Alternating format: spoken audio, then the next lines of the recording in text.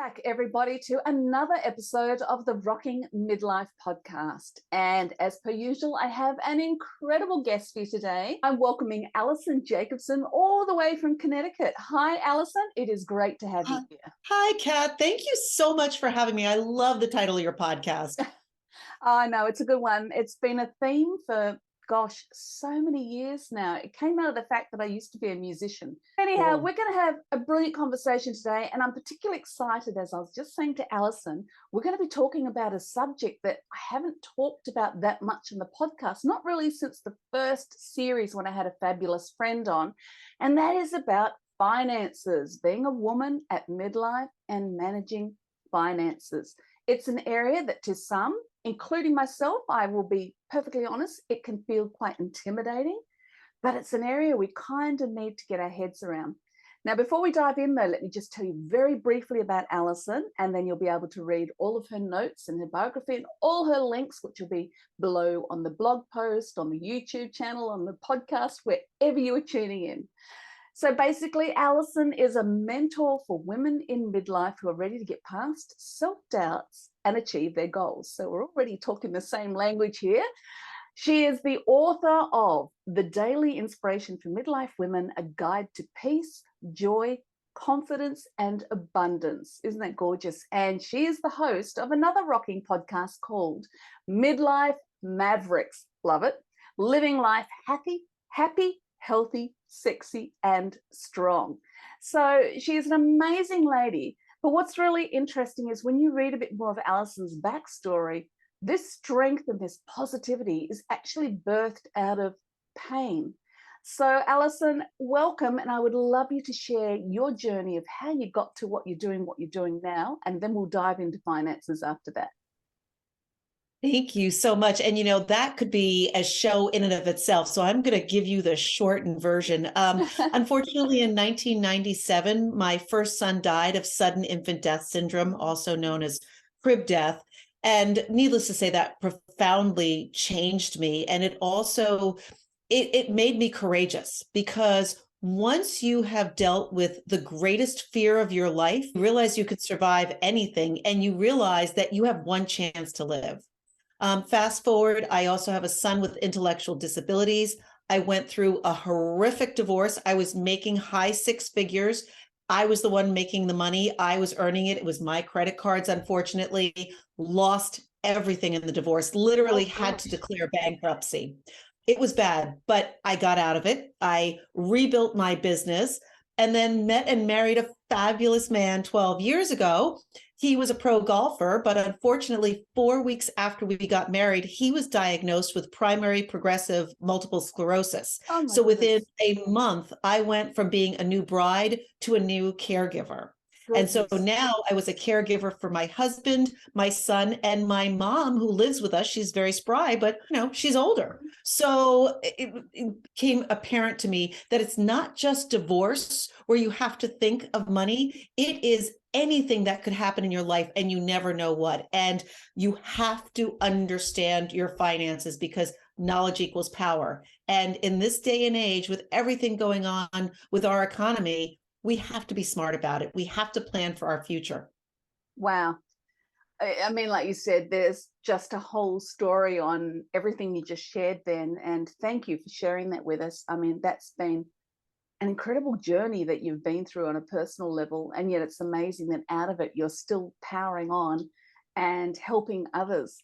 So yeah, like we said at the beginning, finances, it can be intimidating to a lot of people, especially like me, who perhaps haven't done the full corporate career where you were really in there earning. I'm the mother that's kind of worked side gigs around raising children. So, and I'm mainly been part of the gig economy, like as a working musician or as a writer, not so much in an ongoing wage earning job. So I personally know that myself and lots of women like me find the whole concept of sitting down and having to deal with your finances is intimidating. Yet I'm also well aware, as is everybody else in the world, like you've touched on, that we kind of need to do that, especially in this day and age when things are getting tighter. So where do you start? How do you help women get going with this? Well, it goes way back. It's not even as adults what you're doing. It's more from the stories we learned growing up about money, right? Yeah. And they could have gone either way. They could have been that money is bad, money is evil. It could have been that, we're living paycheck to paycheck. So no, don't buy anything extra. Or just the opposite. Maybe you had a lot of money and your friends didn't, so you were ashamed of it. You were embarrassed. Or maybe you came from a divorced household where one of your parents showered you with gifts, and that was their way of showing love. So all of these stories framed who you became and what you understood and thought about money. And then that may have been reinforced by your spouse, by your boss, by anybody. And so we started to believe these stories. And this is the whole thing about mindset, right? We think these stories are reality, but they're just beliefs. So we first have to unpack those stories from our past and really to look at, are they true, right? Do we have examples that show us it's not true? So there's many people who think that, you can't be happy in a family life if you're working constantly. And if you're making a lot of money, you must be sacrificing your family. That's not necessarily true, especially as you know, in the gig economy, you can frame things around your children. So the first set is getting right about the mindset. The other things that we were probably taught was that the man handles the money in your family. Back when we were kids, it was dad who handled the money. And we were told, oh, we really don't have a mind for money. And so that self-perpetuated. And as we got older and we took on the roles in our family, in our partnership, maybe it was our spouse that took over the money and we trusted them. We thought they were doing right. And look, maybe they were. But we have to also understand what's going on. Unfortunately, in my coaching practice, I see a lot of women who have experienced financial abuse. And financial abuse is a real thing. I mean, it's when that's interesting. Can you just say, define what that means? Yeah. So financial abuse is when your spouse is controlling the money and maybe gives you money to buy groceries, or maybe questions every dollar you're spending, or maybe shames you or blames you if you're buying something extra. That is all financial abuse. When we don't have financial independence, when we are not managing our own money, that is financial abuse. Your partner might not be giving you the sign-ins for all of your accounts. There may be accounts you don't even know about.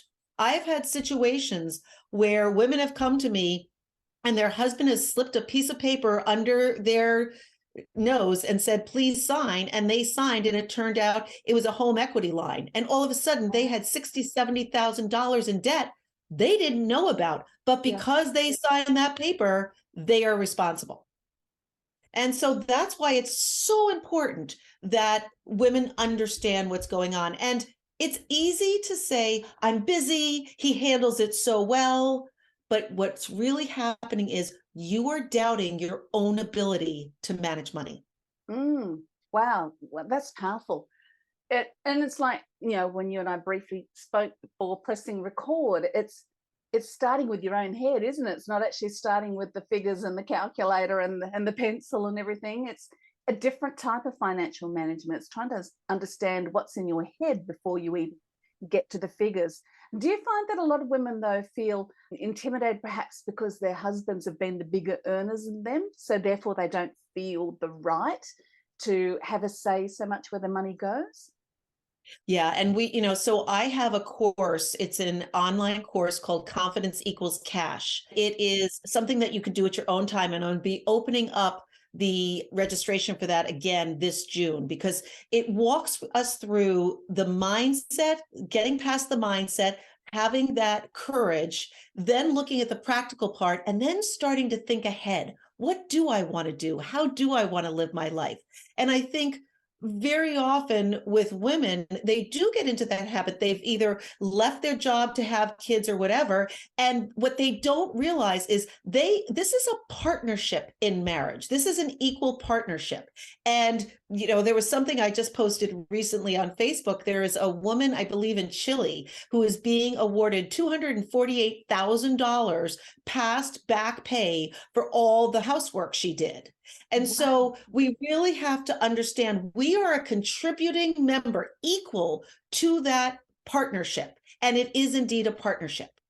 So that is one of the first things we have to get over. Yes, yes. I mean, logically, I know this. As you're saying that, I'm nodding, going, of course, of course, of course. But I know deep down, having certainly been the lesser earner and the one who was more hands-on, particularly when we chose to homeschool, it was me doing all that. So therefore, I wasn't the earner. There is that deep down sort of like, well, I'm doing the lesser role. That sounds terrible, doesn't it? Sounds like I'm such a Doesn't it?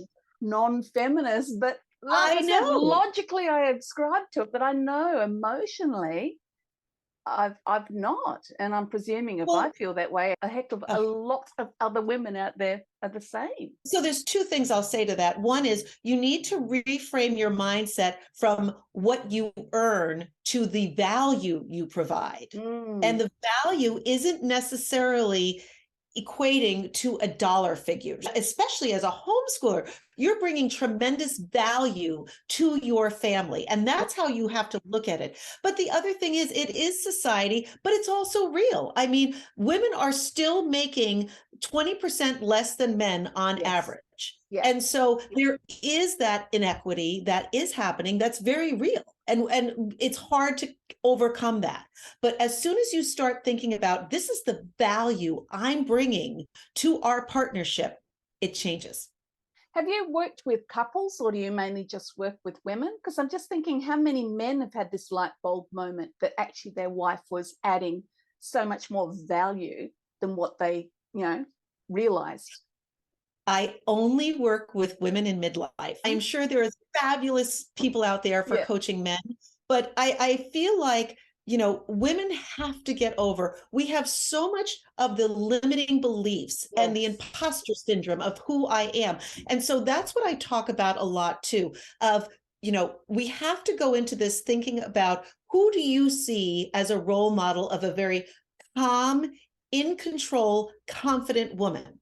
And that's the person you need to bring to the table. Now, the other thing I have to say is women, it's usually a chore to pay bills, right? Or a chore to look at all this stuff. If you're not in denial, it's not that. And so I say you have to create a welcoming environment. You have to create a relationship with your money where you love it. Find a place where you're going to pay your bills.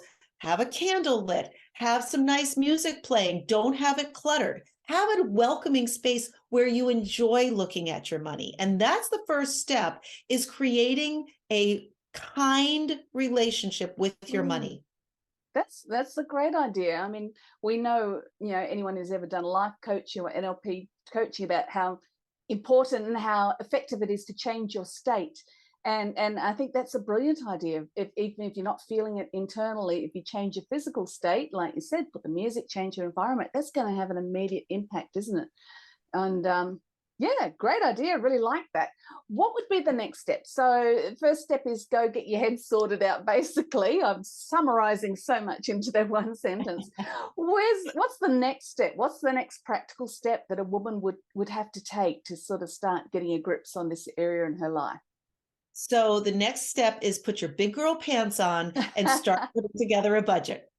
And we need to be really honest with ourselves. This isn't just saying, I think I spend about $200 on groceries. I think I spend $50 a week on Starbucks. No. You can't account for what you can't measure. Yeah. You have to measure everything, because I can tell you so many people either are living off of credit cards or think they don't have enough money. And when they look at those little money leaks, and by money leaks are how many streaming services do you have? How many automatic subscriptions that you've forgotten about that you're paying for?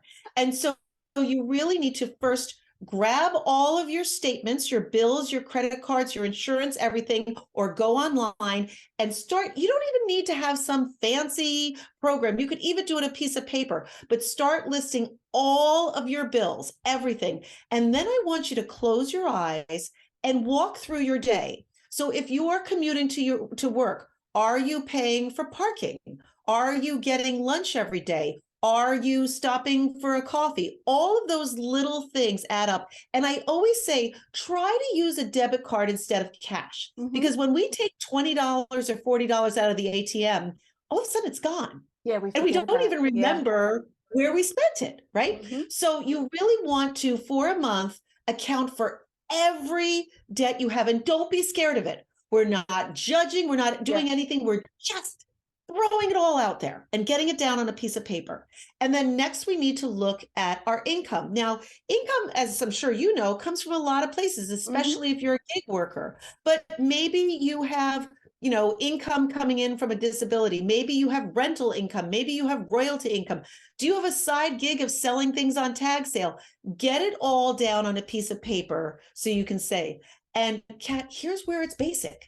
If you have more money going out than coming in, that's all you have to handle. Yeah. Okay. And you can do it either one of two ways: make more or spend less, preferably both, right?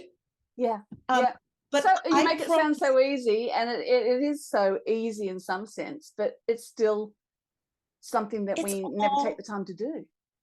But because it's all the fear. It's the fear of money. Yeah.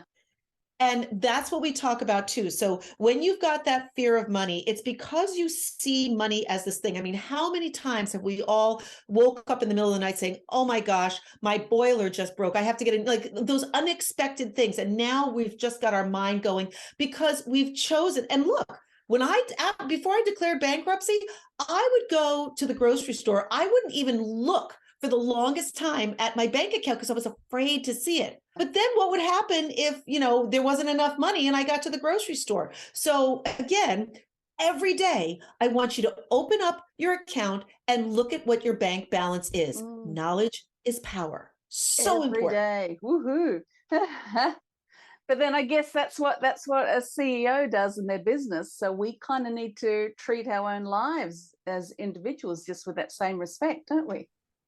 Exactly. And, you know, look, there's nothing wrong with having a financial planner, but you have to understand what's going on. You can't allow them to make the decisions for you. And you also must have all of the access to accounts, insurance, loans. I had a client, it was just horrific. She was a youngish mom. She had one in college, but two in high school. And her husband was in the attic getting things out, and he fell through the hole. And he was immediately a quadriplegic. Oh my goodness. And here, this poor man, he was 47 years old. He was in the hospital. He couldn't move, all of this going on. And this poor woman didn't know the sign-in for her daughter's college loan. She had to go to the hospital with the laptop to get the college loan sign-in. You don't want to be in that position. You don't want to be in the position of, if your spouse dies, you don't have this information, because guess what? You will still be responsible. Yeah. Wow. So would that be, so list number one is you getting a grip of your incomings, outgoings, all that business. So would you say that's practical step number two? Get every password, every account, all of those details? Exactly. And then practical step number three, I think, you know, I'm not a big person on dieting, because dieting just seems like a bad word, the same as budgeting, right? We all have this negative thing, and people think that means you're never going to do anything fun again. No, you have to live. So once you get all of those bills together and your expenses together, start lumping it in. So maybe you are, you know, eating out 3 times a week, and you're going for Starbucks 5 times a week, and you're going to the movies 6 times a month. Maybe you can cut back a little from each category. You do want to kind of look at where you're spending and see where you can cut back a little at a time. And then it doesn't hurt as much. Great idea. Great idea. So what about women though, who, you know, they're worried in this moment right now? You know, there's a cost of living crunch. I know it's happening worldwide. It is really biting here in New Zealand, where our cost of living was already quite expensive. And particularly as wages are not level with that expenditure, they're quite low in comparison to a lot of other countries. What can women do right now in this day and age, right now, to quickly sort of get on top of things? Well, this is the triage time, right? And triage doesn't last forever, but it's the triage time. You can live without streaming services. You can live without organic food. You can cut back on certain ways. You can choose to not go to the grocery store without having a specific list and shop off that list. You also have to be okay with asking for help. I'm in the US. There are a lot of government assisted grants and stuff that you can get on. So for example, Medicaid for medicine. There is food help. There's food pantries. Don't be embarrassed to ask for help. I'll never forget when I first got divorced, when I was just broke. I only had $1,800. I bought a minivan for $1,800, and that lasted me for 6 months, but that's all I needed just to start getting up again. And was I embarrassed to drive around in the $1,800 van? No, because it was getting me from point A to point B. So check your ego at the door. This is the time that you must cut out. I have women say, but I can't give up my manicure. Absolutely, you can give up your manicure. Okay. You first need to look at those few things that you must pay. You must pay your mortgage. You must pay certain other things, but don't be afraid to get on the phone. If you have medical bills, get on the phone. Don't ignore them. That's the worst thing you could do. Get on the phone. Explain your situation, ask for a payment plan. People are willing to work with you. Utilities are willing to work with you. Credit cards are willing to work with you. Those are the things. Do not stop paying your insurance, because that could be worse. With the very few exceptions, even the electric company will put you on a payment plan. So don't be afraid to reach out and ask. Everybody is in the same position right now. You are not alone in this. So ask for that help. This is triage. Triage will end, but now it's triage. That's fantastic. Such practical things that you can do. And I know as you're saying those, I'm obviously sitting thinking in my life, well, you're right. We've got streaming services, because I'm thinking, what would I cut? And you're absolutely right. And then there's the other things too, like throw a few seeds in the garden instead of flowers, grow some carrots. There's all those other proactive things that you can be doing as well. Love it. Fabulous practical tips. So how much is self-worth tied with money? Can you just dive a little deeper on that one for us? Yeah, I mean, that's actually the full name of my course, is Confidence Equals Cash: How to Build Your Self-Worth and Net Worth. There you go. Because as women, we so undervalue ourselves. And, that gets back to, so like we said, we can cut out expenses, but we can also increase revenue. And the startling statistic is 60% of women have never asked for a raise. 60% have never asked for a raise. Is that because we don't want to rock the boat? We don't think we're worth it.